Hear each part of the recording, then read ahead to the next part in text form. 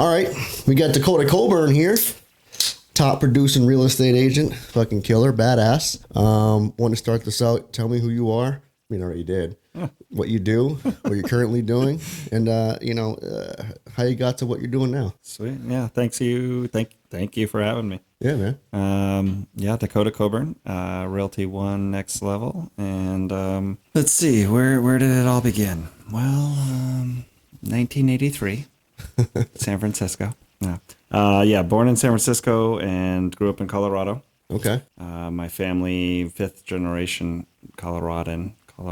And let's see. I'll just make the story short and sweet, I suppose, a little bit. I got into cooking from a very young age and kind of thought that was my career path. And for the longest time, I felt so lucky that I got into it and knew what I wanted to do and didn't waste any money on college or any of that kind of stuff, and just felt very laser focused for so long. Started cooking when I was 13 years old, and took a very short stint at a marketing degrey. Quickly dropped out of that.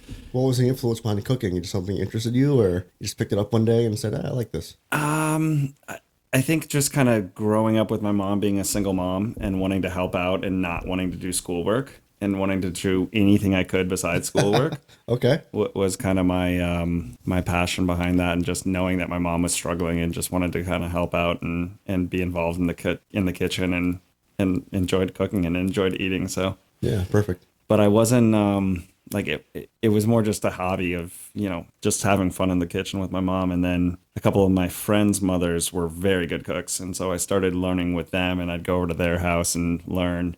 My mom wasn't, a great cook growing up. It was more some of my. She doesn't see this, right? Yeah, no, she knows that. She learned a lot. She's a very good functional cook. Okay. Healthy food, but developing flavors, all that kind of stuff. Intricate cooking came from some of my friends' mothers, and then later in life traveling. So I started cooking with some of my friends, and then kind of just, I guess I went to business school, marketing school in California, and then I just wasn't feeling it. It just wasn't my vibe. And then my stepmom was like, "Hey, Dakota, why don't you come try this culinary school?" And I was like, okay, yeah, that sounds interesting. Mm-hmm. Like, I'll just do it as a back, just in case I don't figure out what else I want to do in my life. Mm-hmm. And then it was just, it was a short program in Colorado. And then I got my foot in the door, and instantly I fell in love with it and kind of never really looked back. And then I just continued to try to push myself to be like, well, where do I go from here? And so it was New York City, then San Francisco and Denver, and the just cat is tickling his toes over here. It was always kind of trying to push myself to go work wherever the best people were working. So always trying to go to the next step and figure out, how to challenge myself a little more and just adventure. And I always loved the industry so much because it allowed, freedom to go wherever. Because people, there's good restaurants everywhere. Well, yeah, people got to eat too, right? People got to eat, yeah. And the lifestyle when you're young, it's fun because you're out late and partying and getting into mischief and very free spirited. So that was great. And then kind of fast forward, did that all the way into my mid 30s, and but then I in my early 30s I had my son in 27, and I kind of started to realize I was missing a lot of his life, and started to kind of think, all right, what does this look like 10 years down the road if I'm 45? Where's my life going to look like? I was thinking this in my early 30s. I'm like, man, if I, maybe you own a restaurant and then you're a slave to a restaurant, very few restaurants make it, as we all know. And so I'm like, all right, how do I get ahead? How do I make, my life legendary for my family? I'm like, all right, so I need to transition out of this. So I started doing a lot of restaurant consulting and making it so I could kind of be around a bit more and make more money. I had kind of gotten to the pinnacle of being a chef, made very good money, and ran a bunch of restaurants. And I'm like, I can't do this anymore. So I'm not going to go back to school at 35. What else can I do? Mm-hmm. So I was like, all right, well, I've always loved real estate. My dad is an architect, and a lot of my family isn't around real estate growing up, builders and whatnot. And I'm like, all right, I like real estate. And that was kind of bigger pockets, and a lot of those companies were really taking off. This was, well, when I first started getting into it, it was 10 years ago. And I'm like, okay. So I started listening to podcasts and started trying to figure out how to be an investor. I'm like, all right, do I want to be a flipper, a wholesaler, buy and hold kind of guy. I didn't really know. So I'm like kind of trying to dive into a lot of different sectors and literally listening to every single podcast and reading every single book on different types of investing I could get my hands on, and throwing money at programs like, I invested a ton of money with Cody Sperber and doing that program, and that was more or less a waste of money, except for the fact that it gave me a lot of insight into what I didn't want to do, which was be a wholesaler, because that is a hard game. Even though I'm not saying I wouldn't wholesale deals, it's just it wasn't for me. Okay. But I tried, I made a ton of phone calls, and I just, at that point, I didn't know how to kind of take that. I guess it taught me a little bit about now, like being a realtor and just making the calls and getting rejections. But when you're calling, trying to say, hey, listen, I'll help you, sell your house. No, I'm not a realtor. People are like, who the heck are you? I didn't know. I didn't get very good coaching on, like, really. And maybe I didn't really, I don't know if I wasn't connected with the right coach with him, or just maybe I didn't give it all. Anyway, it was a very big transition part of my life. And then so I was like, all right, well, I understand flipping because my dad used to do it. And so we tried to flip a house, failed miserably in Colorado because we partnered with a guy that said he knew what he was doing, and it didn't go very well. What happened? Just real quick, like Reader's Digest version of that. Yeah, we can unpack that one a little. That was so me and my brother were getting into this and starting to try to grow this brand that we were calling Coburn Bros. And so we were looking for wholesale deals, but also if anything came around that we wanted to flip. So we started connecting with every big wholesaler in Denver, and we got this what felt like a pretty sweet deal in a really nice neighborhood in Denver. And it was like that classic thing where it was like probably the worst house in a good neighborhood. So we're like, okay, good deal. We're running our comps, what we knew about running comps back then.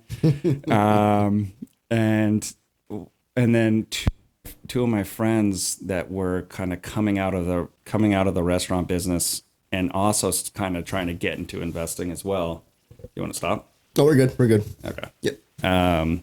So a couple of my buddies were kind of trying to do the same thing. One of them had, I think, 3 or 4 rentals at the time. His dad had done some real estate investing. He had some money, and he kind of was playing like he was that kind of persona where he was playing like he knew what he was talking about. And so that was right when I was transitioning to moving to New Hampshire, which probably was a bad choice to get into doing a flip while moving out of the state. And so we let this guy kind of be the project manager, and he was hiring all the subs and whatnot, and we decided to forego getting a GC, and that was our number one mistake because we thought we were going to save some money by GCing it ourselves. Mm-hmm.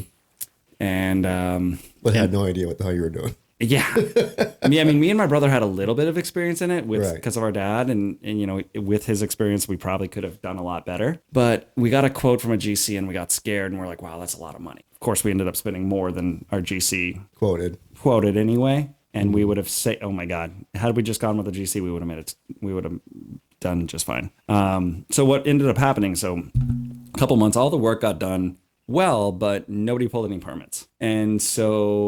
And we did a lot. Like we pretty much took the house down to the studs, rebuilt the whole house, changed the configuration, did all this stuff. And there was a few little things that didn't get done. And I can't even remember exactly specifics. I know one thing was like a gas pipe got run behind a corner cabinet where a Lazy Susan would go. So the Lazy Susan couldn't even move.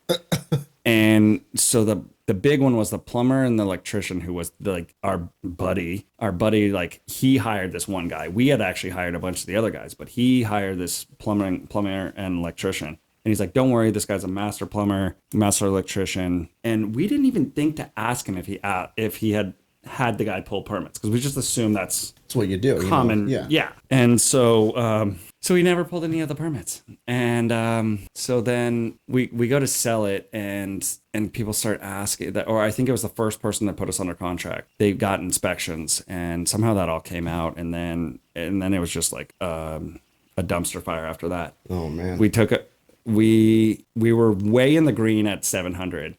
And we ended up having to sell it. Almost had to go into foreclosure because we were on a hard money loan. And we ended up selling it for $550 just to dump it, and all lost. Like collectively, we lost like, I don't know, $70,000. Yeah, but what a learning experience though, right? Oh, now you don't know what to do on the next one. Oh my God. Learning like partnerships Careful with who you partner.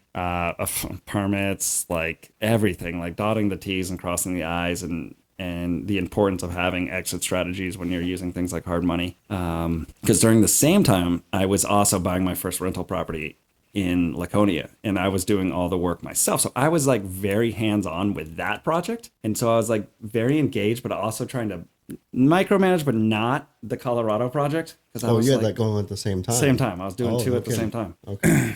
different partnerships. I was doing this one in New Hampshire with somebody else, and but I was doing all the work there. So I kind of it was very silly of me to let somebody else do something that I probably could have done from afar way better than he did. So I ended up doing very well on the New Hampshire one. So anyway, during this process of becoming a investor, I started to look at it and like, how do I meet more people, and how do I make? Were you an investor before you were licensed? Yes. You were doing that. Okay. Yeah. So I spent 3 years kind of trying to be an investor, but still working in restaurants. Got it. But I was doing more of the consulting, chefing a little, bartending, still, getting a paycheck, but putting everything I could into learning how to be an investor. And then I told myself, okay, I want to kind of make this more of a career. Now, to have it be a career, you have to either have a lot of rental properties. You can adjust the mic however you want. It turns and twists and all that. Yeah. Okay. Whatever's more comfortable. So, to be a full-time real estate investor, you got to have a lot of things going, right? A lot of different streams of income. And so I was like, okay, that's years. I'm years away from that. So how do I be involved in real estate full-time and make this a career so I can work from home and set my own schedule? And I was like, all right, well, I'm not going to be an appraiser. I looked into it, but no. All the other things, mortgage breaker, all these other things. Mortgage broker. Mortgage broker. You want to break those mortgages. So I'm like, all right, I'll be a realtor at least, if nothing else, just working with investors or brokeraging my own deals. It was kind of my original idea. It's like, okay, well, I'll partner with enough investors that, my cut will be just, my commission, right? Like that'll be my equity on the first couple ones. And then as I started getting into it, I was like, okay, well, I really like helping people, and I like, the thrill of kind of going through some deals, even though you tear your hair out sometimes, as you know. Just kind of became a little bit addicting, and the struggles of kind of working for yourself and finding that out, but like knowing that whatever you put into it, you're going to get out is so rewarding to me. And just being able to really set my own schedule and do whatever I want is the best part. So when you got licensed, what was it what you expected, or like what was your biggest hurdle, your challenge becoming a brand new agent? Now you're out of that restaurant industry. Yeah. You're literally setting your own schedule, but then you wake up one day and you're like, what now? Yeah. Right. For sure. Well, so I'm not a good test taker, so it took me a few tries to get my license. Yeah, same. And all the time I'm still working in restaurants, bartending and cooking a little on the side. So the first year-ish, I was still kind of just half-assing being a realtor, and didn't really get a lot of coaching, didn't get a lot of mentorship in terms of what I should be doing every day. So I would try to go into the office and listen to other people and like try to figure out, like, the biggest what if moment for me kind of becoming a realtor was like waking up every morning and trying to set your own schedule. Like, what do you do? Like, what do you fill your time with? What do you like? When you're setting your own schedule, when you're in a restaurant, one of the parts what's very good for me is every day I woke up and I knew what I was doing, right? At A to Z, my day was like, all right, we're going to have 200 people come in tonight. I need to train 3 new employees. I need to write a new menu next week. I need to do this and that, right? Setting your, the real estate thing was, and still is to some days when I'm not motivated. It's like you wake up and you're like, all right, what am I doing today, right? Like if you don't have a plan, and this is what I try to help teach a lot of the younger agents, it's like if you don't have a plan of what you're going to do and just show up and do the work and like set yourself like, okay, Mondays I'm going to do prospecting this way. Tuesdays I'm going to go out and meet some clients. Wednesdays I'm going to go to I don't know, Thursdays I'm going to do some prospecting over here. And Friday I'm going to handle all my office stuff, right? But nobody told me how to do that. I had to learn all that stuff more or less on my own, I feel like. Rubbing? Yeah, I can hear it. It's good. Oh, I'm here. We'll post that out and we'll edit that out and post. So that was kind of the hardest challenge, I thought, for sure at the beginning. And I think from a daily standpoint, like the organization of like how you fill your work and actually treat it like a job, I think that is really one of the biggest challenges as a new realtor. I think it's probably still a challenge for a lot of realtors, even if they're not new. I'm in my fourth year, and even well, I mean, I work also a full-time job as well, but now I did when I was full-time for 2 years. I was like, I got up, like I had a routine every single morning. I got up at a time, I went to the gym, I ate breakfast, I took a shower, and then I would go to work. Yeah. And then I would do that, and I'm like, oh shit, like how do I get business? Yeah. And the brokerage I was with before didn't really have the training in place to tell you how to do those things. So it took me quite some time to kind of figure it out and do like what you did. Listen to the other agents, watch YouTube videos, maybe ask some questions of the other agents in the office. But, they weren't always super helpful. It just, was the way it was. But yeah, that was one of my biggest challenges too. But once you get a schedule in place, I'm sure you have one now. Yeah. You're like A through Z. You have that now, I imagine, yeah, and that's helped you greatly. I imagine. Right. Yeah. Yeah, and it's still something. I mean, I hired a coach in January, and that was my number one goal for 2024 was better scheduling and making sure that as you get busy, you don't forget, you don't let the things you have to schedule. Deviate from the. You don't deviate from the plan, because you're always going to get, as a realtor, you're always going to get pulled off to a showing or a closing or whatever. And you have to make sure you align to your schedule and do the things that have to get done. Yeah. Those, the DPAs, the dollar producing activities. Yeah. Right. So yeah. It's still a challenge every day. I felt, today I didn't feel super productive. I got stuff done, but. Well, I mean, you're also injured, so you really can't move around too much. This is true. So I'm sure you'd be a lot more productive, but I'm sorry you still get on the phone and talking to clients. Yeah. Look at that. Yeah. So in your first year of real estate, to now, what, 4 years, 5 years? Coming on 3. 3 years. Okay. So take us through the progression from your first year up into today, because you've quite the growth. So let's talk about how that occurred, like what you did differently to go from year 1 to year 3 and have such growth over that time. Yeah. So like I said, the first year and a half, I was kind of part-timing it. Even though I was feeling like I was probably putting in 40 hours a week.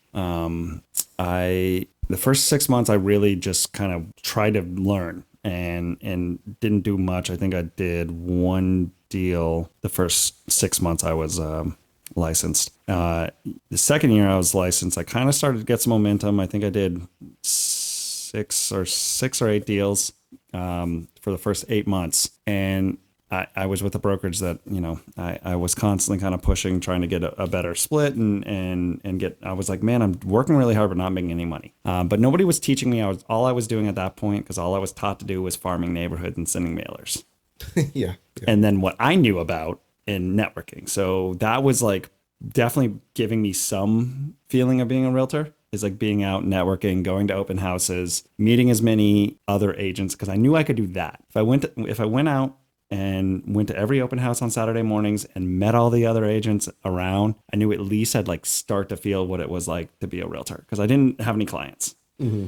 I would maybe get 1 or 2 clients a month from the round robin at my office. I don't know, probably 4 clients a month. And I was spending thousands of dollars on mailers and just getting nothing. And I was like, man, what is this realtor life? Because I'm not going to make it. If this is realtor life, there's got to be a better way. Yeah. And nobody taught me how to really lead gen or find alternative sources or anything like that. So I started looking around and interviewed with a bunch of different brokerages, and then I found Realty One and instantly just loved the vibe with Pete, and then went down and checked out the office and just kind of saw the fun young activity at the office and looked at the training program. And then that was a hard transition for me too, because I actually had some good momentum, and I think I had closed like 3 or 4 deals in a row before I was going to transition to Realty One. But I was then taking a 2-week vacation. I was like, all right, this is perfect time. Came back, took a couple months, and just dove into the training with Realty One, and then I didn't do any deals for two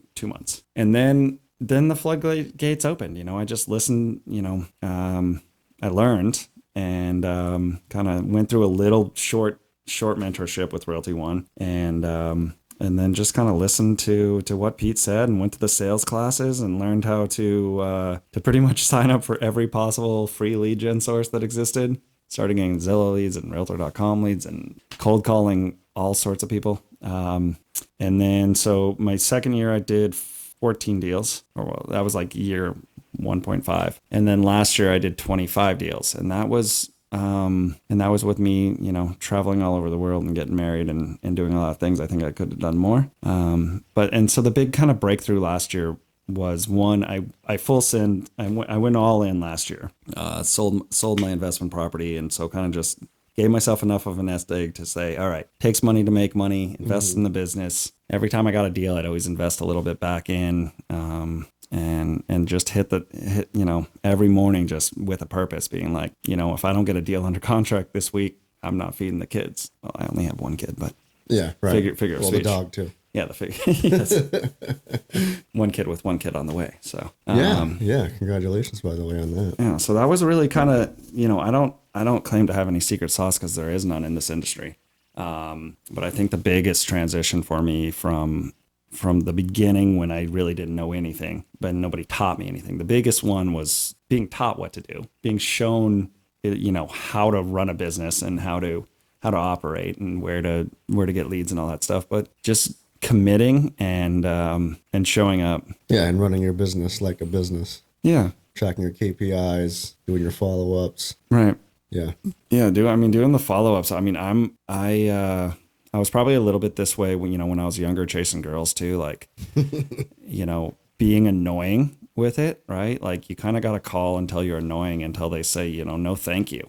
And sometimes that's scary. And it's certainly scary for me some days too. I'm like, man, I've called this person like 10 times this month. Like, I don't want to call this person again. But everyone always says, like, call them until they tell you to F off. You can say it. You can say fuck off. Yeah, like once you get a fuck off, like leave me alone, and then I'm still going to put you on a nurture campaign.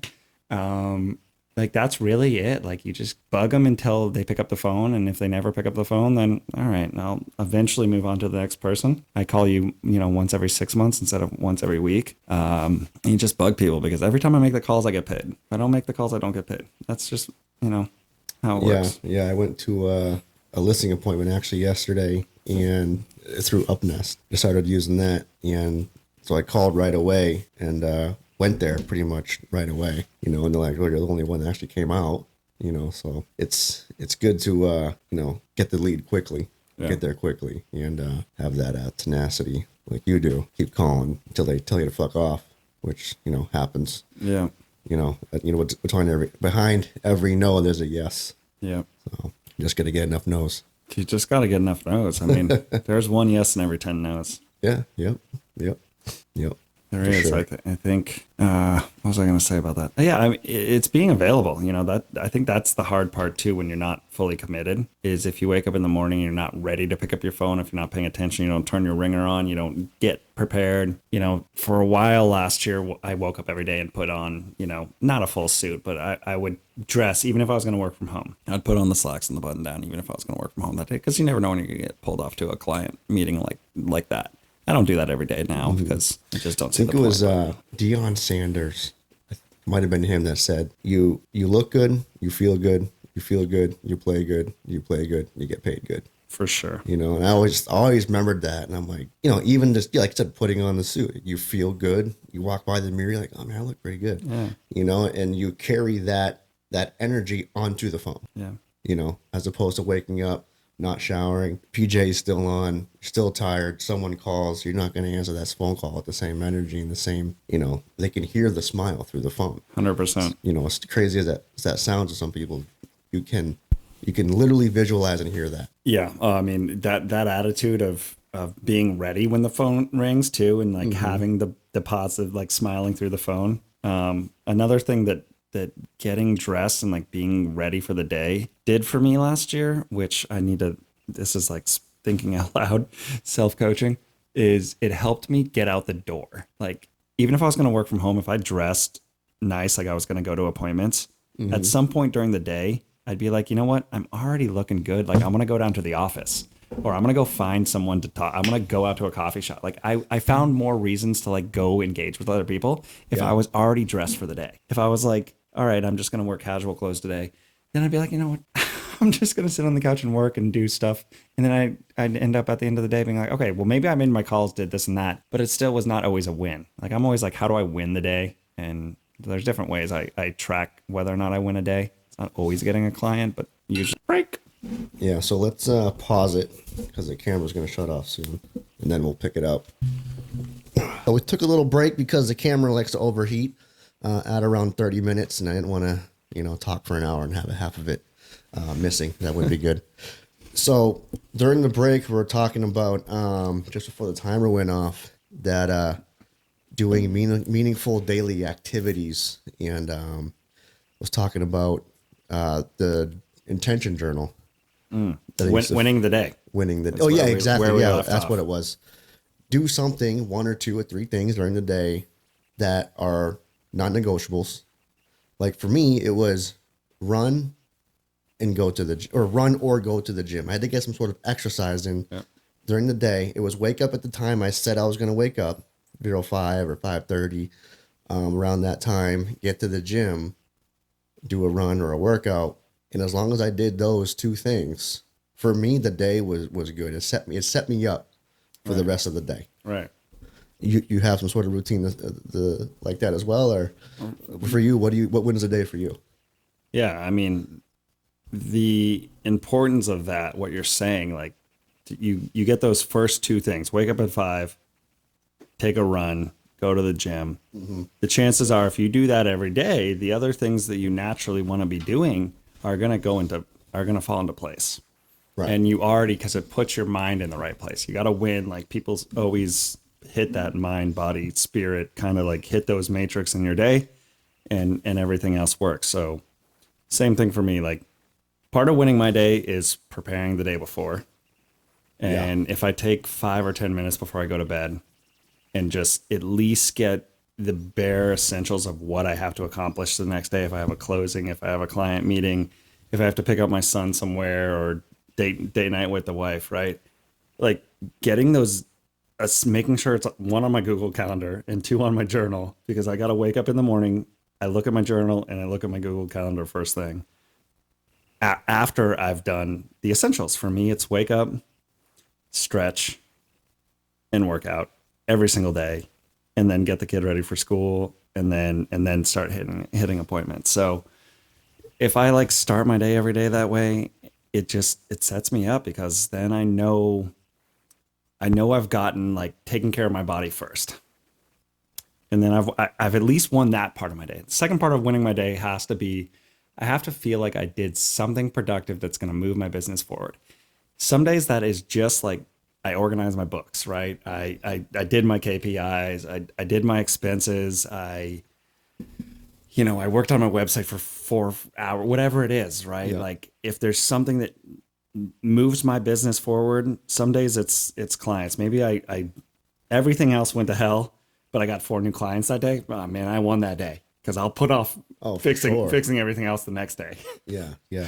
So some days winning my day is completely different than what I expected, but at least I did the things I had to do first thing in the morning, and in the evening, like I'm big about setting boundaries right now, like shutting it off at 6 p.m., put my phone down, put the computer down. I always am so tempted to work in the evenings, and I'm just like, no, I'm just going to like shut it down, because I'm fresher the next day.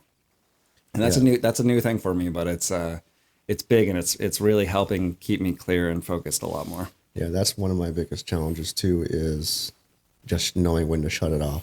Yeah. 'Cause I'll work until my fucking eyes can't stay open anymore, and that's not sustainable. No. You know what I mean?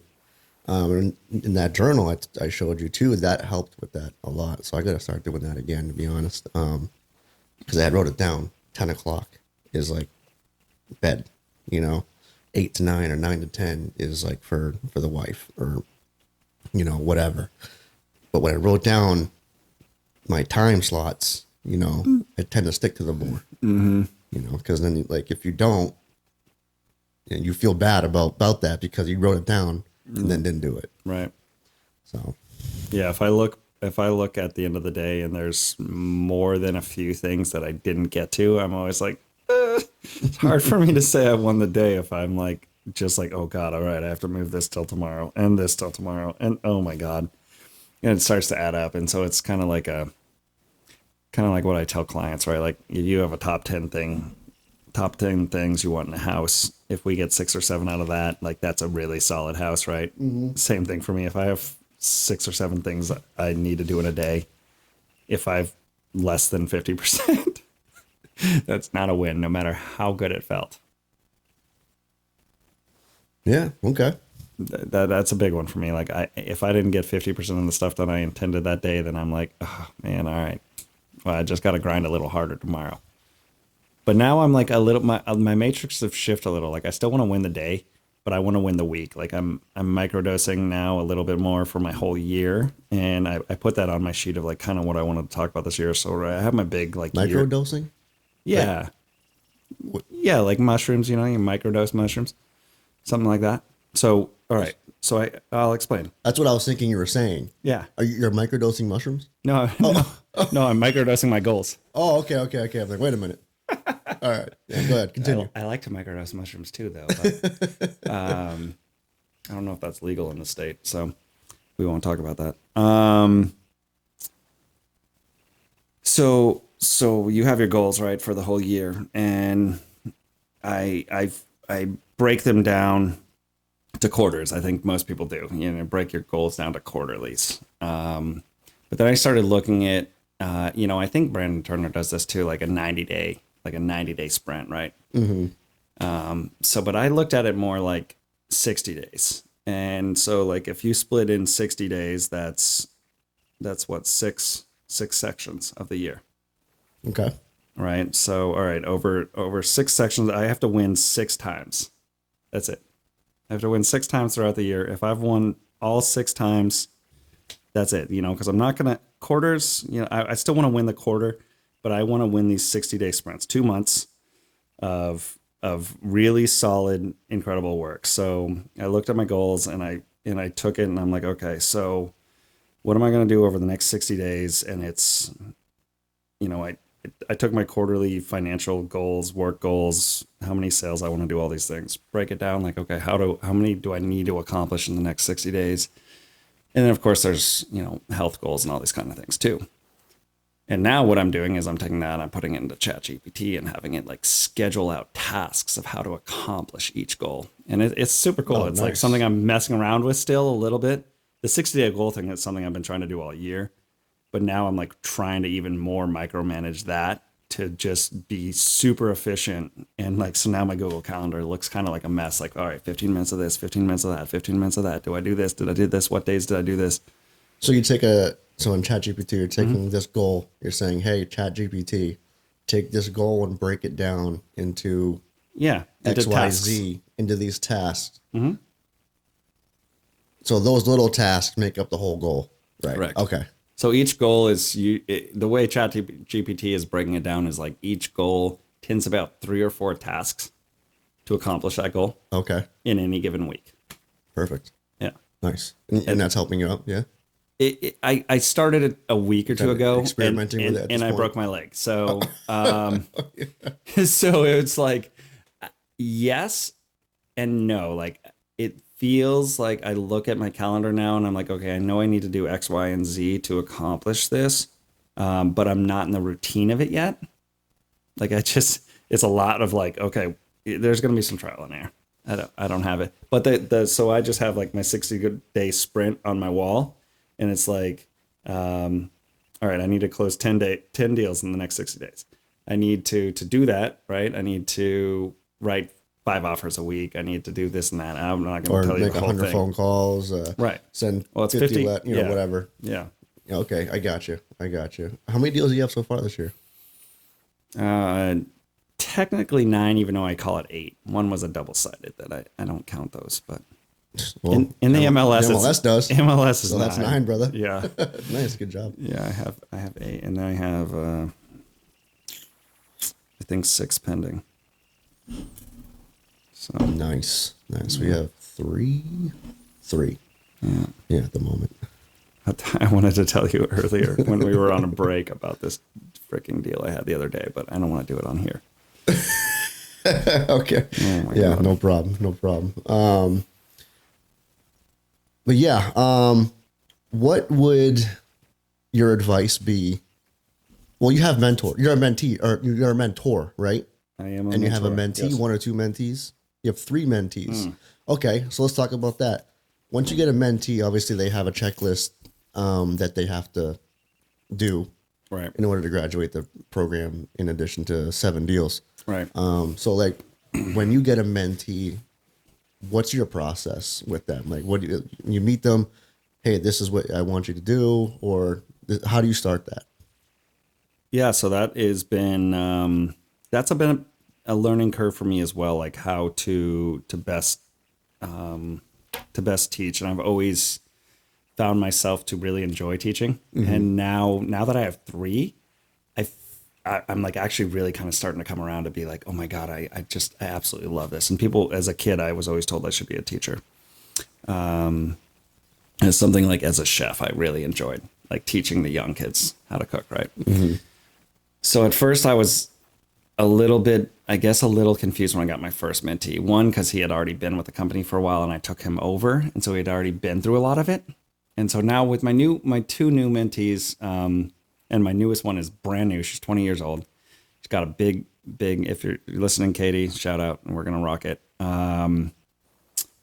So I start with, all right, let's just look at your first 30 days, because if you're new to the business, your first 30 days really is just like, let's get some really basic training. Make sure like the checklist is really simple too for the first 30 days, and so I break it down. All right, first 30 days is nothing but just like, let's make sure like the core business of being a realtor, your headshot, your bio, are you in the MLS, all these things, right, that we have in training in ROG, which is phenomenal.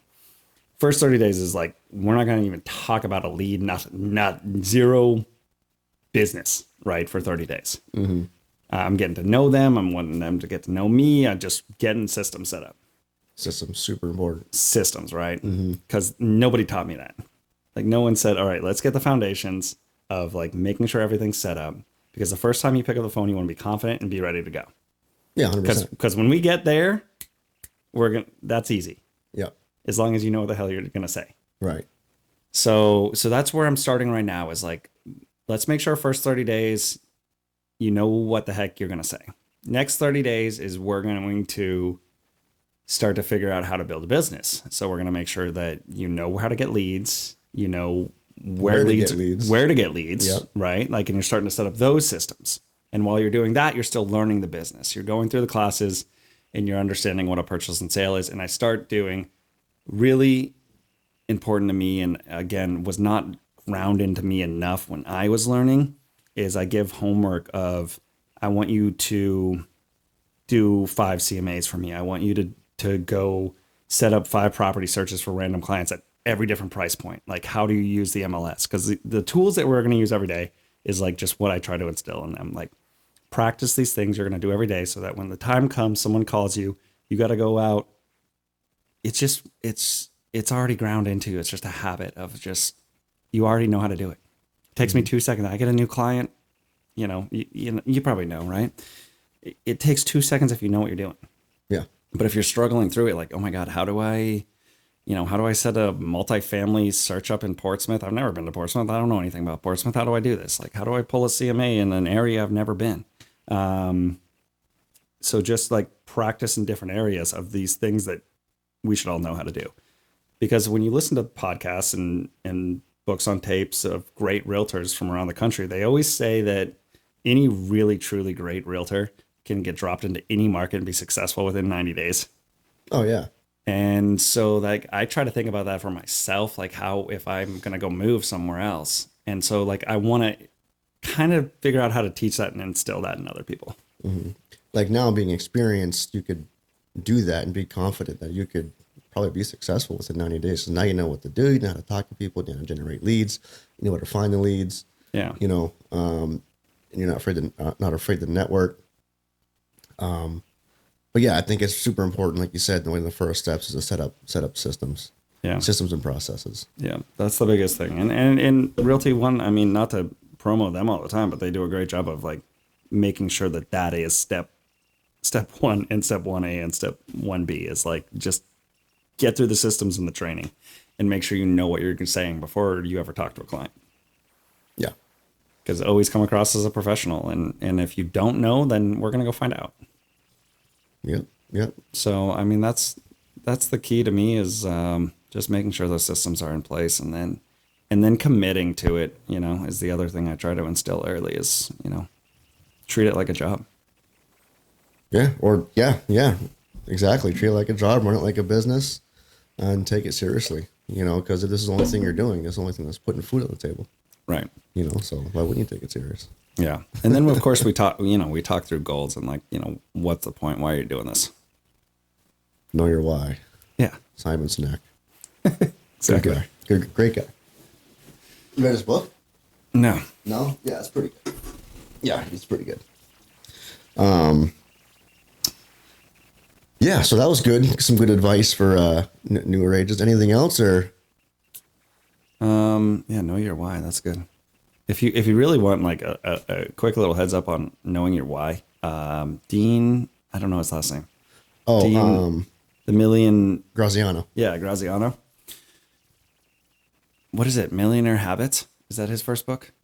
I don't know. I haven't read any of his stuff. Oh my God. But I know who he is. You got to listen to his first book. I think it's Millionaire Habits. I'll send it to you.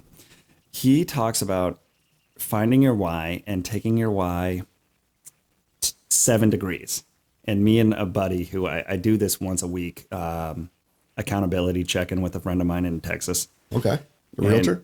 And, he's an investor. Okay. Old school, like middle school friend. And Okay. we just found each other after like 15 years of not talking. And we'll just go down a tangent here for a second. Because I think accountability is like one of the most important things in the world. And we do these once a week, just accountability check-ins for each other. And I was telling him about this book the other day, about taking your why and digging 7 layers deep. And you can't do it with yourself. You have to have somebody else do this with you, where you find out what your why is. And then like, all right, so you're going to ask me what my why is, right? And I'm going to say, well, it's to provide for my family, and show them, how great life is and be able to travel and not really worry about money and do all these great things, right? I could get deeper into it, but, and then you're going to say, why? Like, why? Like, tell me more about why that's important to you. And I'm going to give you an answer. You can do that 7 times. 7 times. Just peeling it back. To peeling it back until you really, because everyone's going to give you a surface level answer for what their why is. Yeah. And it is almost surface level until you get down pretty deep into the 5th or 6th layer. And he does this in his book over a couple of different examples. And it's incredible. And I haven't done it yet. Like, I haven't really done it. I've tried to do it inside myself, and I haven't been able to get deep enough. What's funny is, like, for me, stuff like that, it's scary. Yeah, it's super scary. Because you don't know what's down there. I think most people afraid to are find out. terrified of that. Yeah. And I look at a lot of young realtors. I'm sure most of them don't have a clue what their why is. And so they're going to have a really hard time being successful, because if you don't know how to like click that next gear of like, all right, I got to pay the bills. I got to do this. But why? Like, just paying the bills is very surface level and meaningless, because like growing to a further, legacy and more, when you're 20, you don't know though. It doesn't matter. But like to really look at the big picture, for us older guys, that's stuff. Going old, man. That's stuff. Well, I feel old when all the agents in our office are 20. Yeah, true. So Yeah. I don't think we're actually old. But I think that it's an incredibly interesting kind of retrospective thing to look at it and just be like, it is scary though. Like, that's a good point. We should do it. Let's do it on the podcast. Like, try to break down each other's why 7 layers. Not right now. Yeah, not right now, but maybe a different time. We can have it be a special episode, breaking down your why. Yeah, that would be pretty I'm scared, but let's do it. Or 1, you're afraid to know your why, or 2, you don't know how to go that deep. Yeah. Like, you almost can't. You have to think about it for a real long time. Right. You know what I mean? Or like you said, somebody else, will say the things that maybe you're not thinking or won't say. Mm-hmm. But, yeah, that's interesting. Yeah, I would do that. I'm scared of it, but I'll do it. Yeah, I'll do it. Fuck it. Let's get real hammered first, then do it. No, I'm kidding. It might be easier. Yeah. But yeah, man, I don't want to run out of time. I don't want the camera to shut off again. Yeah, that's cool. We can wrap it up. Yeah, we'll wrap it up. So what I like to do at the end is ask the guest, what's one piece of advice that someone has given you that you've never forgotten? One piece of advice someone, well, Or maybe not necessarily someone in specific, but that you've heard. That's just stuck with you. well, I've always liked the advice my dad gave me, which was work hard and play hard, which has not always done me the best justice, but I still live my life that way.